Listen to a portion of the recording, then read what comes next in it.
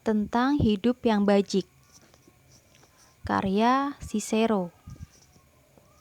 Diterjemahkan dari On the Good Life. Terbitan Penguin Klasik. Penerjemah Karissa Fardina Permata. Penerbit Basa Basi. Tentang hidup yang bajik. Marcus Tullius Cicero 106-43 sebelum Masehi. Seorang negarawan dan orator Roma yang terlahir dari keluarga makmur di Airpinium. Dia dibawa ke Roma untuk menimba ilmu dengan tujuan menjadi pegawai pemerintah, dan pada tahun 70 sebelum Masehi, dia telah menjadi pengacara tersohor di Roma. Sementara itu, karir politiknya dimulai dan dia diangkat menjadi praetor pada tahun 66. Wataknya yang ambisius berhasil membawanya meraih gelar yang biasanya hanya bisa diperoleh oleh para anggota aristokrat Roma. Dan dia diangkat menjadi konsul pada tahun 63. Saat diberhentikan dari pemerintahan dengan terhormat, Cicero membuktikan dirinya adalah salah satu orator terbaik Roma. Dia menguasai beragam teknik dan kemampuan berbahasa Latin yang luar biasa. Dia pun mengikuti tren pada masanya, yaitu mempublikasikan pidatonya. Surat-suratnya yang syarat informasi dan diterbitkan pasca kematiannya menunjukkan perubahan perasaan seorang pria yang emosional dan sensitif. Pemikirannya yang lebih dalam terbukti dalam sejumlah besar tulisannya mengenai filsafat moral dan politik, agama dan teori serta teori dan praktik retorika. Selain pengaruhnya yang besar pada pemikiran Eropa, karya-karya Cicero sungguh menggugah dan menarik, termasuk karya-karya pilihan yang akan diperlihatkan dalam buku ini. Michael Grant memiliki riwayat sebagai penerima medali Chancellor dan anggota di Trinity College, Cambridge, profesor humaniora di Edinburgh University, wakil rektor pertama di Khartoum University, rektor dan wali rektor di Queen's University of Belfast, dan ketua Asosiasi Studi Klasik. Karya tulisannya adalah terjemahan On Government, On the Good Life, Selected Works, Selected Political Speeches, dan Murder Trials karya Cicero. The 12 Caesars karya Suetonius, Annals karya Tacitus, dan merevisi The Golden Age oleh Apuleius versi Robert Graves. Karya-karyanya untuk Penguin Klasik, Roman Literatur atau Penguin, dan The Climax of Rome, The Ancient Historia, Gladiators, Latin Literatur, dan Greek Literatur. Cleopatra, The Zeus of the Roman World, Roman Myths, The Army of the Caesars, The 12 Caesars, The Fall of the Roman Empire, Cities of Vesuvius, Saint Paul, Jesus, History of Rome, The Etruscan, Greek dan Latin Authors, The Dawn of the Middle Ages, From Alexander to Cleopatra, The Roman Emperors, Greece and Rome, Guide to the Ancient World, The Rise of the Greeks, The Classical Greeks, The Visible Past, Greek and Romance, A Social History, Readings in the Classic Historians, Julius Caesar, Nero, The Antonis, Art in the Roman Empire, dan The Severance. Bab yang pertama, diskusi di Tusculum. Karya seri Tusculan bertujuan untuk meningkatkan taraf hidup masyarakat, menguatkan dan mendorong mereka menuju cara hidup yang lebih baik. Cicero sendiri menggambarkan isi dari kelima buku atau volume karya ini sebagai berikut. Menelisik esensi kehidupan yang bahagia.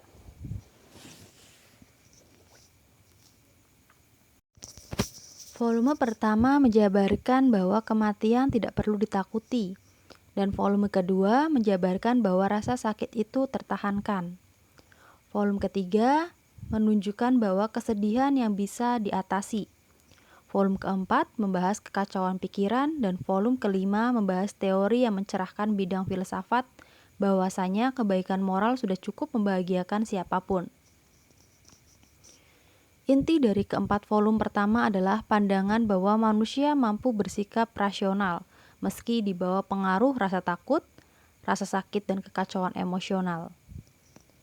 Volume kelima yang diterjemahkan di sini adalah kulminasi dari sebuah pendekatan untuk menjabarkan bahwasanya seluruh gangguan yang mengusik kebahagiaan tersebut harus dihadapi.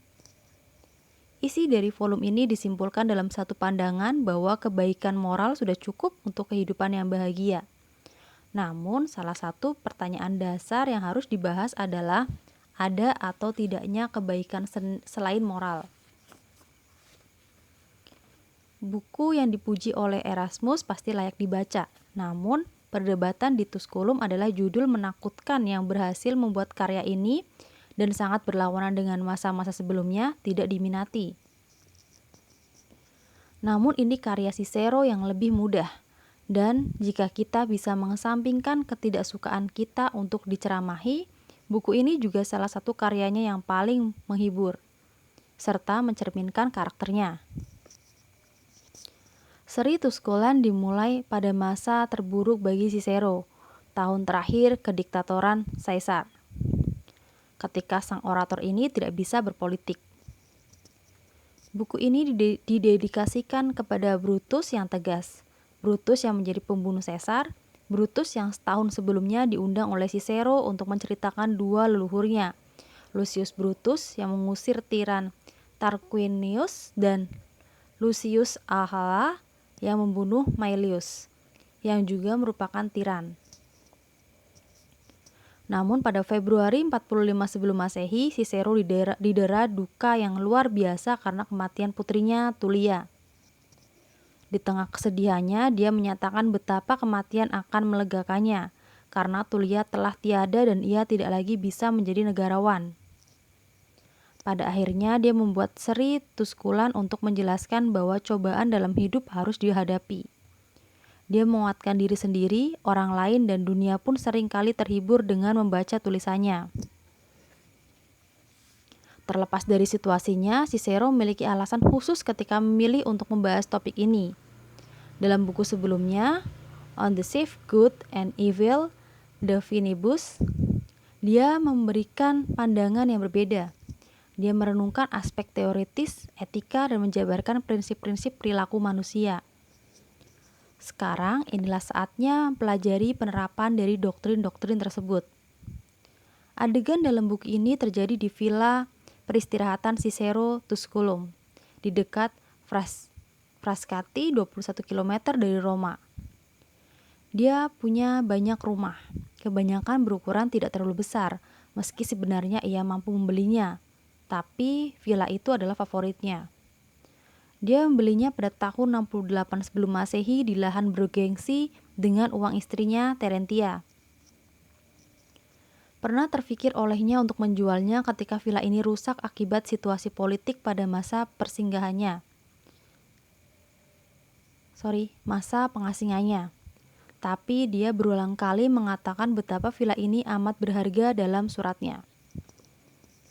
Selama tahun 48 hingga 45 sebelum Masehi, dia menghabiskan waktu di tempat ini.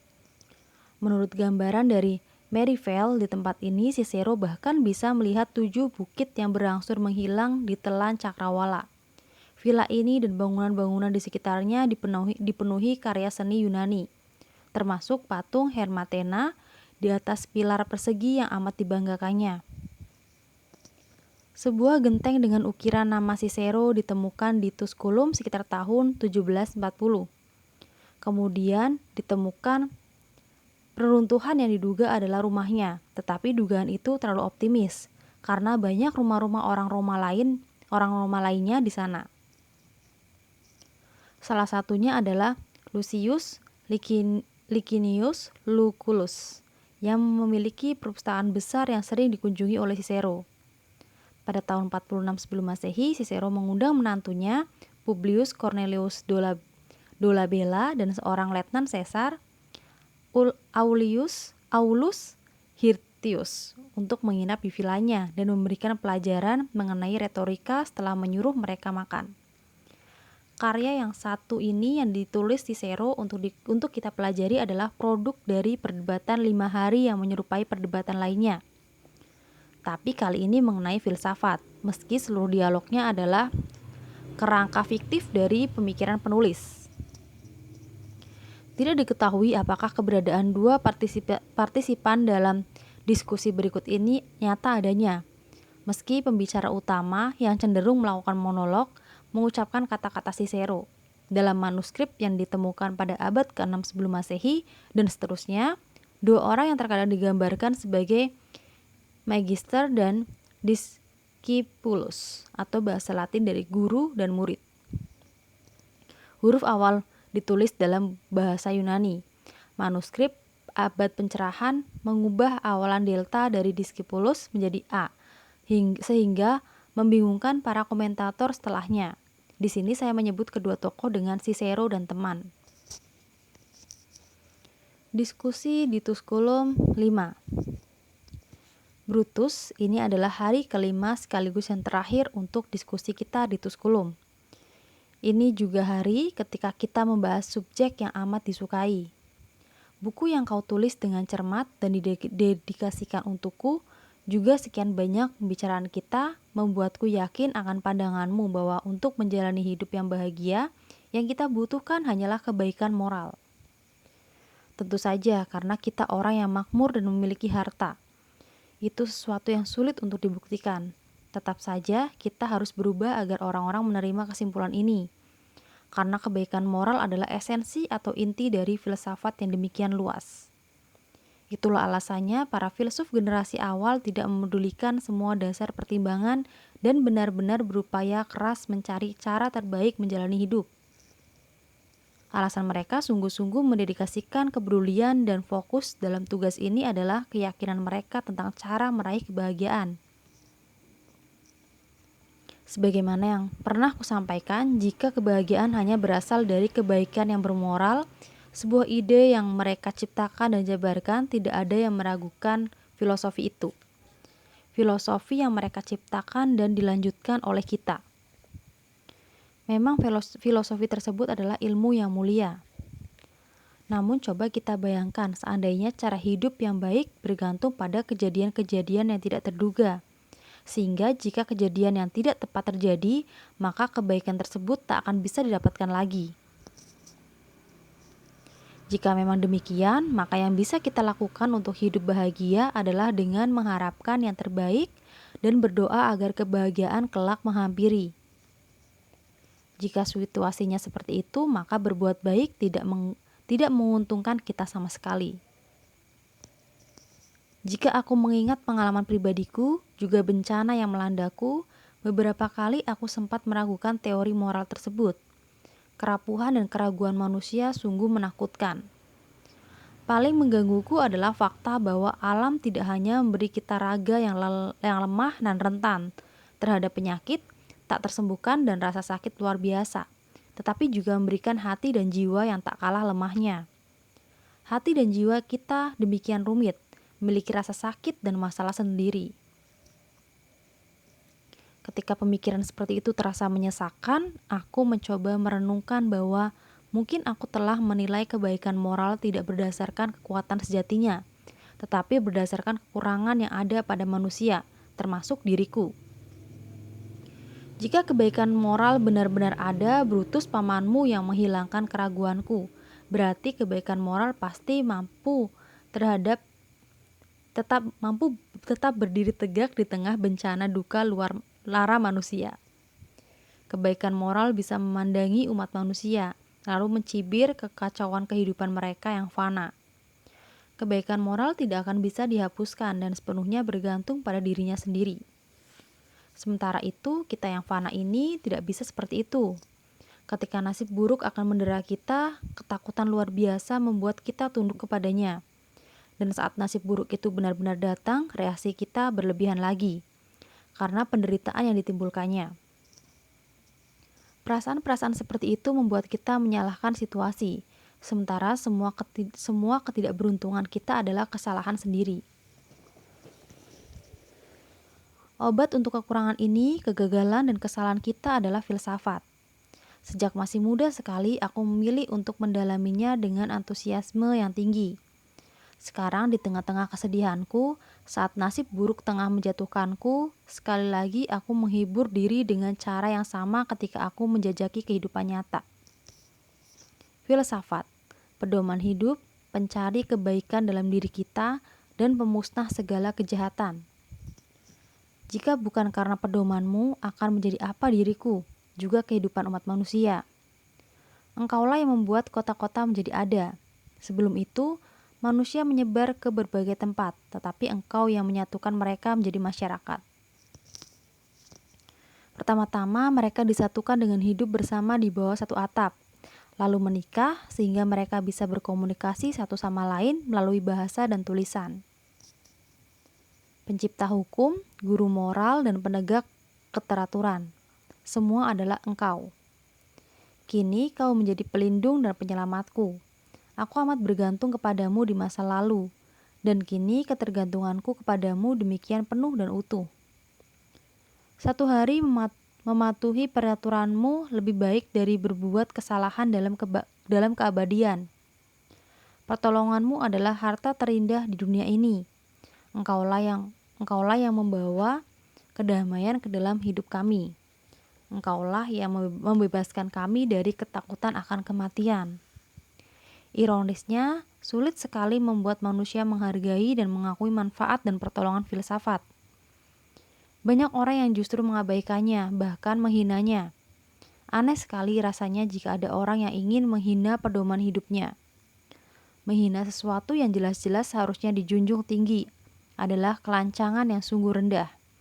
Lebih parah dari membunuh orang tua sendiri. Itu sudah sepatutnya diketahui, bahkan oleh orang-orang yang tidak cerdas sekalipun. Menurutku, alasan orang-orang pandir bisa melakukan itu adalah ketidakmampuannya mempelajari masa lalu. Inilah yang membuat mereka gagal menyadari bahwa pencipta peradaban pertama dunia adalah para filsuf.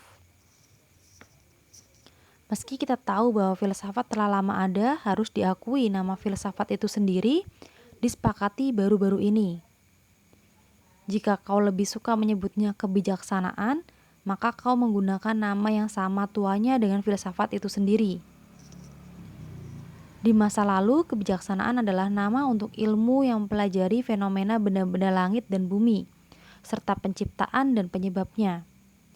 Dengan demikian, 7 orang bijaksana yang termasyhur itu disebut sophoi, yang berarti bijaksana, oleh orang-orang Yunani, dan sepertinya masyarakat negara kita juga menyebut mereka 7 pria bijaksana. Berabad-abad sebelumnya, menurut kisah, Lycurgus adalah orang bijaksana yang diakui banyak orang. Itu bahkan sebelum kota kita berdiri, diperkirakan pada masa kehidupan Homer. Sebelumnya lagi ada Ulysses dan Nestor. Aku pun yakin kisah tentang Atlas yang memikul surga, Prometheus yang dirantai di pegunungan Kaukasus, dan Cepheus yang diangkat menjadi bintang bersama istri, putri, dan menantunya. Kemudian manusia menemukan keberadaan yang bersifat ilahiyah semasa hidupnya, sehingga mereka mampu menciptakan dongeng seperti itu. Karena itulah mereka para pahlawan yang harus dianggap sebagai pionir, dan diantaranya adalah para tokoh yang mempelajari fenomena semesta, yakni orang-orang yang dianggap sebagai orang bijaksana. Istilah itu masih digunakan pada masa Pitagoras. Menurut kisah yang disampaikan oleh murid Plato, Heraklides dari Pontus, Pitagoras datang ke Phlius, sebuah polis di Peloponnesos. Kemudian dia berdiskusi panjang dan lebar bersama penguasanya Leon. Terkesan dengan kecerdasan dan elokuensinya, Leon menanyakan Pitagoras tentang bidang ilmu yang dianggap paling penting olehnya. Pitagoras menjawab bahwa dia bukan ahli ilmu apapun, tetapi dia seorang filsuf.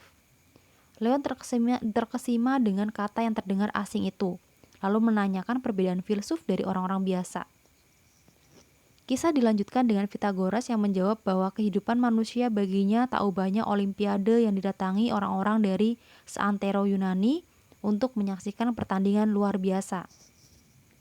Olimpiade itu adalah kesempatan bagi orang-orang yang telah berlatih fisik secara keras untuk memenangkan mahkota yang bergengsi. Sementara yang lain ingin membeli atau menjual. Lalu ada juga kategori lain, dan kategori berikut ini mencerminkan luhurnya pribadi seseorang, yaitu mereka yang tidak tertarik akan kompetisi atau keuntungan, tapi juga melihat keramaian, mengamati situasi dan berjalannya olimpiade. Pythagoras berkata, ketika kita diciptakan untuk memasuki kehidupan ini, kita pun bersikap seperti orang yang datang dari jauh untuk menonton olimpiade itu. Beberapa dari kita diperbudak harta benda, ada pula yang diperbudak uang. Namun ada beberapa orang yang sepenuhnya membaktikan diri untuk mempelajari alam semesta. Meyakini hal-hal selain itu tidaklah penting. Hal itu yang membuat mereka disebut sebagai murid kebijaksanaan atau dengan kata lain filsuf. Sebagaimana orang-orang baik yang menghadiri olimpiade untuk sekedar menikmati dan mengamati situasi tanpa berharap keuntungan apapun demi diri mereka, demikian juga dalam hidup. Renungan dan pembelajaran atas alam semesta jauh lebih penting dari kegiatan manusia yang lain. Pythagoras tidak hanya menciptakan nama filsafat, tetapi juga menentukan ranah cakupannya. Setelah berdiskusi di Philus, dia pergi ke Italia. Di sanalah dia memperkaya kehidupan pribadi dan bermasyarakat di wilayah Yunani dari negara itu, atau yang kita sebut sebagai Yunani besar, dengan tradisi dan ilmu pengetahuan yang menakjubkan. Aku berharap bisa membahas doktrin-doktrinnya di lain kesempatan. Pada permulaan hingga masa Sokrates yang menghadiri ceramah dari Archeolus, murid Anaxagora, filsafat bergulat dengan banyak pertanyaan. Hukum pergerakan, serta masalah penciptaan dan kehilangan. Para praktisi filsafat juga mempelajari dimensi bintang, jarak dari satu bintang ke bintang lainnya, orbit mereka, dan fenomena astronomi secara keseluruhan.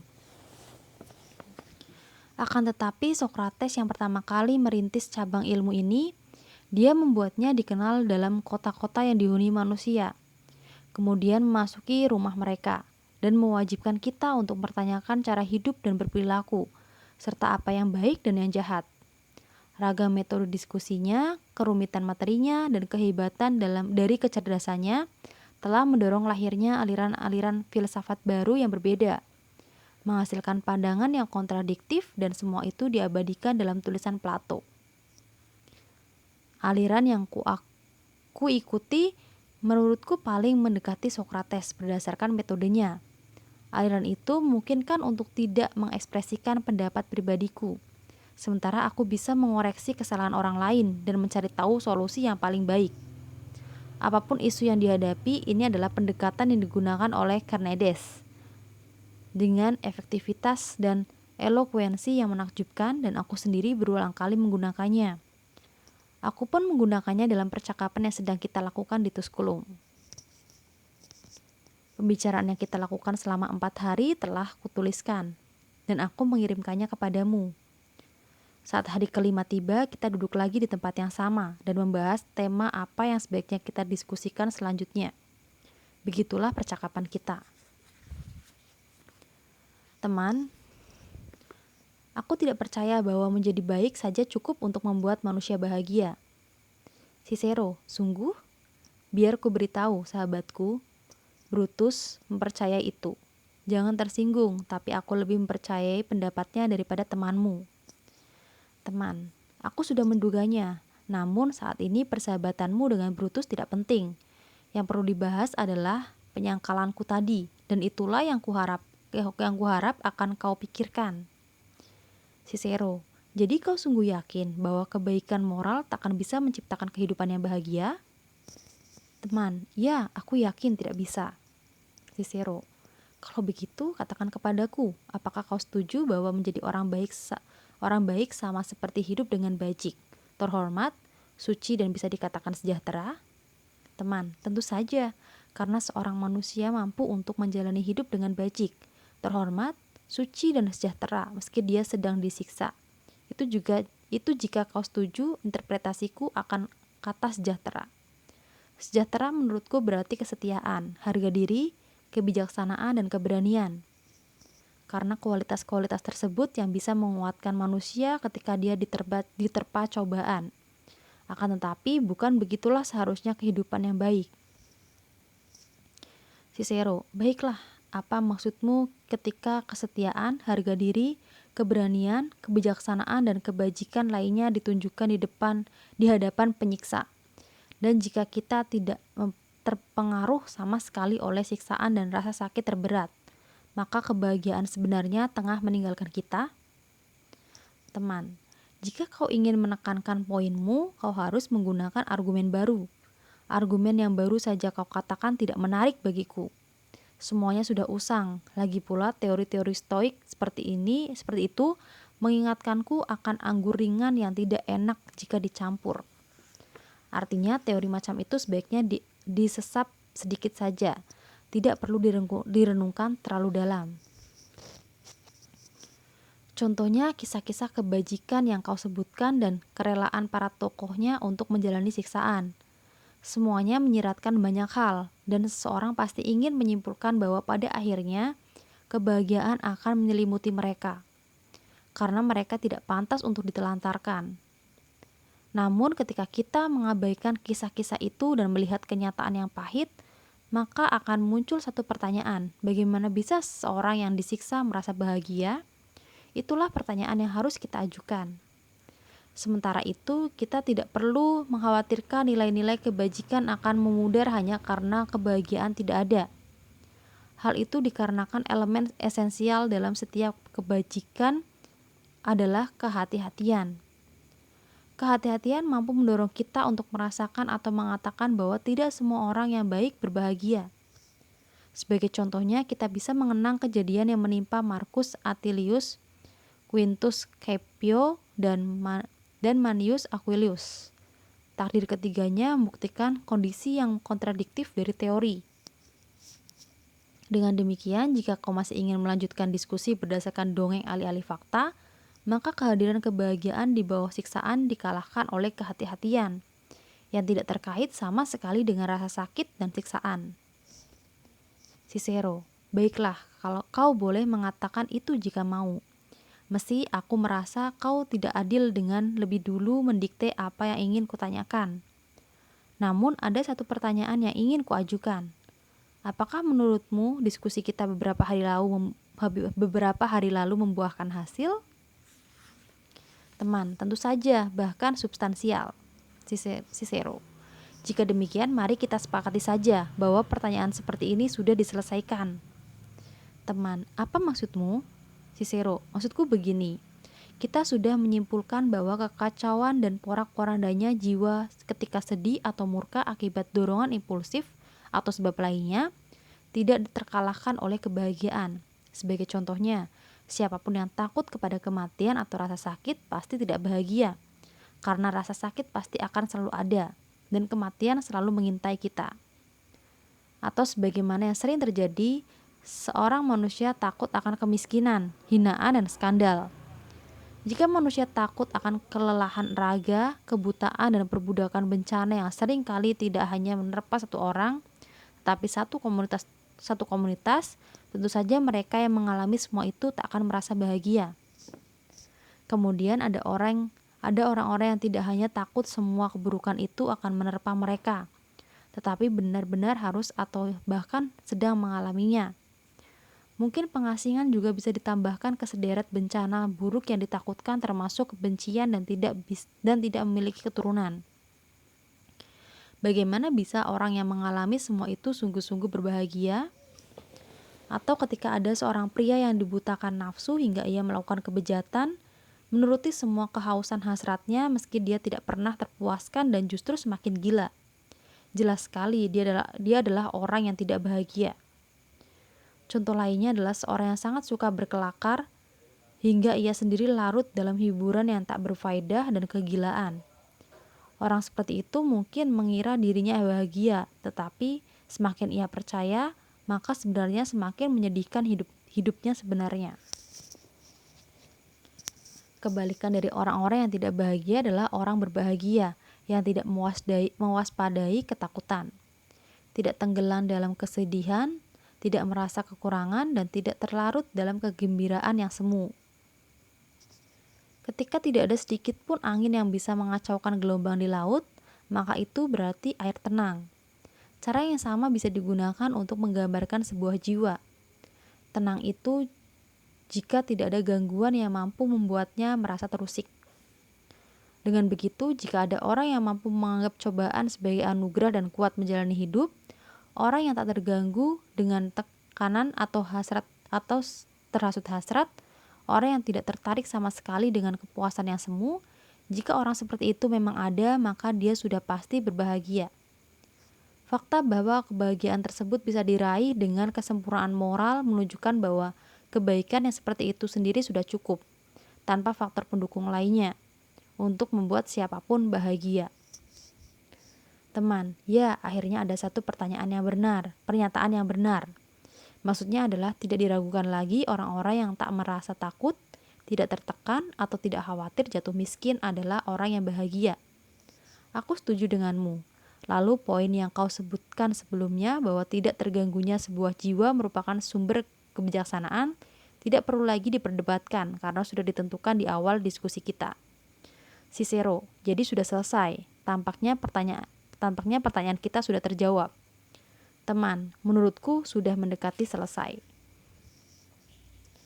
Cicero, namun tetap saja belum. Karena begitulah seorang ahli matematika bereaksi, bukan filsuf. Saat ahli geometri ingin menjabarkan sebuah usulan, mereka menggunakan semua teori relevan yang telah mereka uji sebelumnya dan diterima. Kemudian mereka hanya menganalisis masalah yang belum pernah dipertimbangkan sebelumnya. Di sisi lainnya, ketika ada permasalahan, para filsuf berkumpul dan membahas semua poin yang kira-kira menghasilkan solusi, bahkan jika sudah pernah dibahas dalam diskusi terdahulu. Jika itu bukan cara mereka, maka kau tak akan menemukan seorang stoik berusaha payah menjawab pertanyaan tentang cukup atau tidaknya kesempurnaan moral untuk kehidupan yang bahagia. Dia pasti cukup menggunakan hasil penelitian terdahulu bahwa tidak ada yang baik kecuali kesempurnaan moral, lalu menambahkan jika pernyataan itu sudah terbukti, dan kesempurnaan moral sudah pasti bisa menciptakan kehidupan yang berbahagia. Selanjutnya, dia akan melanjutkan dengan pandangan kedua, yaitu fakta bahwa kesempurnaan moral akan menghasilkan kebahagiaan dan menyimpulkan bahwa satu-satunya kebaikan adalah kesempurnaan moral. Akan tetapi, bukan begitu cara penganut stoik menelaah permasalah.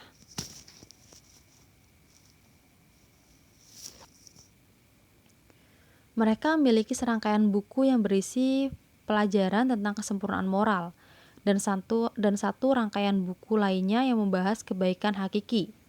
Dan dari kedua pelajaran ini lahir gagasan bahwa kesempurnaan moral sudah cukup kuat untuk menciptakan kebahagiaan. Tetap saja topik tersebut layak untuk ditelisik lebih jauh secara independen. Setiap gagasan harus ditangani dengan argumen yang berbeda dan pertimbangan yang tepat. Terlebih lagi, permasalahan sepenting ini, kita harus mengakui bahwa topik yang sedang kita bahas adalah gagasan paling agung, janji paling luhur dan memuaskan yang pernah diikrarkan di sepanjang sejarah filsafat. Apakah yang dijanjikannya? Filsafat akan memastikan bahwa manusia yang mematuhi hukum tak akan pernah melemah dalam menghadapi segala ketidakberuntungan. Dia akan selalu memiliki dan mengendalikan semua hal yang menjamin kehidupan yang memuaskan dan membahagiakan dalam dirinya. Dengan kata lain, dia akan selalu menjadi manusia yang bahagia. Seberapa jauh filsafat menjanjikan semua itu harus kubahas di lain kesempatan. Sementara ini aku akan memberikan informasi bahwa betapa menjanjikannya filsafat itu sendiri sudah merupakan hal yang krusial. Kepastian mengenai tidak ada kebaikan lain yang bisa menjanjikan hal yang sama seperti kesempurnaan moral digambarkan dengan baik oleh kisah Xerxes. Dia adalah tokoh yang mendapatkan banyak kemudahan dan keberuntungan. Akan tetapi semua pasukan berkuda, infanteri, kapal-kapal perang, dan emasnya yang menumpuk tidak memuaskannya. Dia pun menawarkan imbalan kepada siapapun yang bisa mencarikan kesenangan baru untuknya. Namun sekalipun kesenangan itu ditemukan, dia tetap tak akan puas, karena nafsu seperti itu tak akan pernah bisa dipuaskan. Di satu sisi aku ingin menawarkan imbalan untuk penemuan hal yang berbeda, yakni penjabaran yang jelas kepada semua orang bahwa kesempurnaan moral dapat menjamin kehidupan yang bahagia. Teman, ya aku pun ingin kita bisa menunjukkannya. Akan tetapi ada yang ingin kuminta darimu. Aku menyetujui sepenuhnya dua pandanganmu yang saling mengikuti satu sama lain. Maksudku, pendapat pertama menyatakan jika kesempurnaan moral adalah satu-satunya kebaikan, maka kesempurnaan moral adalah hal yang menciptakan kebahagiaan. Demikian pula sebaliknya. Jika kesempurnaan moral yang menciptakan kebahagiaan, maka itu satu-satunya kebaikan. Akan tetapi, temanmu Brutus tidak sepenuhnya menyetujui itu. Dengan merujuk pada Aristus dan Antiochus, dia percaya bahwa kesempurnaan moral memang menciptakan kebahagiaan, tetapi dia juga berpandangan bahwa ada kebaikan selain kesempurnaan moral. Cicero, kau ingin aku bagaimana? Kau ingin aku membantah Brutus? Teman, tidak, terserah kau saja. Aku tidak akan mengatur kau harus bersikap apa. Cicero, kalau begitu pertanyaan mengenai aku atau Brutus yang lebih konsisten sebaiknya dibahas di lain waktu. Namun mari beralih ke poin yang kau jabarkan. Seringkali aku tidak sependapat dengan Antiochus dan baru-baru ini juga dengan Arsitus. Ketika aku mengunjungi Athena untuk urusan negara, aku menekankan kepada mereka bahwa tidak ada orang yang tengah menderita bisa didefinisikan begitu saja sebagai orang yang bahagia. Jika cobaan mendera raga manusia atau hal buruk yang terjadi akibat situasi harus diklasifikasikan sebagai keburukan, maka kita harus mengakui bahwa orang-orang paling bijak sekalipun tidak mungkin terbebas dari cobaan. Namun mereka mencoba menjelaskan kepadaku, meski harus diakui kesempurnaan moral cukup untuk menciptakan hidup yang bahagia. Sebagaimana yang berulang kali ditekankan Antiochus dalam tulisannya, itu tidak bisa menjamin sebuah kehidupan dengan kebahagiaan yang hakiki. Aku ingatkan bahwa hal yang mengambil nama dari elemen yang mendominasi di dalamnya, meski keberadaan hal tersebut tidak dipresentasikan dalam kadar yang jelas, sebagai contohnya kekuatan, kesehatan, kekayaan, kehormatan, atau kemasyhuran. Semua orang mengucapkannya sebagai istilah yang tidak terbatas, tanpa menetapkan standar kuantitasnya dalam berbagai kejadian. Itu juga berlaku untuk kehidupan yang bahagia. Meski kehidupan kita tidak dipenuhi kebahagiaan yang sempurna, tetap saja kita berhak merasa bahagia jika kebahagiaan adalah konstituen yang mengungguli bagian-bagian lainnya. Ini bukan saatnya menyelidiki teori tersebut dengan seksama. Aku harus menekankan bahwa betapa tidak konsistennya penjelasan tersebut. Pertama, aku tidak memahami apa yang dibutuhkan orang yang bahagia agar lebih bahagia. Karena jika ada sesuatu yang kurang, maka dia tidak seharusnya disebut bahagia. Kemudian, tentang semua hal yang dipandang berdasarkan komponen utamanya dan mengambil namanya dari sana. Terkadang itu benar.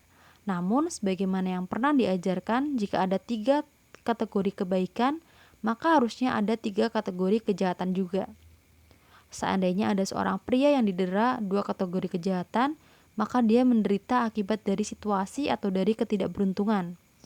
Lalu yang kedua, raganya dipenuhi rasa sakit yang menakutkan. Apakah mungkin seorang yang didera cobaan seperti itu pantas disebut hanya kurang bahagia? Apalagi kehidupan dengan kebahagiaan yang hakiki? Itu situasi yang tidak bisa dibela oleh Theophrastus. Dia terpaksa menyimpulkan bahwa cambukan, siksaan, pukulan, pengasingan, dan kemandulan berperan dalam menjadikan hidup manusia sedih dan tidak bahagia. Dia merasa pesimis dan sedih dalam hal itu, dan tidak bisa menutupi semuanya dalam bahasa yang halus atau indah. Benar atau tidaknya sikapnya bukanlah yang harus kita pikirkan saat ini. Intinya bagi kita, Setidaknya dia bersikap logis. Jika seorang memberikan pernyataan, maka dia tidak bisa menolak apa yang terjadi selanjutnya. Pernyataan Theophrastus, seorang filsafat terpandang dan terpelajar, adalah kebaikan bisa dibagi menjadi 3 kategori. Itu pernyataan yang menimbulkan kritik. Namun, yang dikritik orang-orang adalah dedukasi yang diambil dari sana. Pertama-tama, karyanya On Happiness tentang kebahagiaan dikecualikan. Dalam karya tersebut terdapat diskusi panjang tentang alasan seorang manusia yang tersiksa dan kesakitan tak akan bisa meraih kebahagiaan sama sekali. Dalam penjabarannya, Theophrastus dianggap mengimplikasikan bahwa kehidupan yang bahagia berarti kehidupan yang terhindar dari siksa dan cobaan. Dia tidak mengatakannya secara eksplisit, tetapi semua penjelasannya memiliki kesimpulan yang sama. Meski aku menyetujui bahwa derita raga dan ketidakberuntungan dalam hidup bisa dianggap sebagai keburukan, aku tidak merasa perlu untuk marah kepadanya karena mengatakan tidak semua manusia bahagia. Dan itu dia klasifikasikan sebagai keburukan yang bisa terjadi kepada semua orang. Tetap saja, semakin banyak filsuf yang menulis buku atau memberi ceramah untuk mengkritik Theophrastus, karena dalam bukunya yang berjudul Kallisthenes, dia menyetujui sebuah pernyataan, yaitu kesempatan, bukan kebijaksanaan, yang menentukan hidup manusia. Para kritikusnya mengatakan bahwa ini pernyataan paling merendahkan yang pernah dilontarkan oleh seorang filsuf.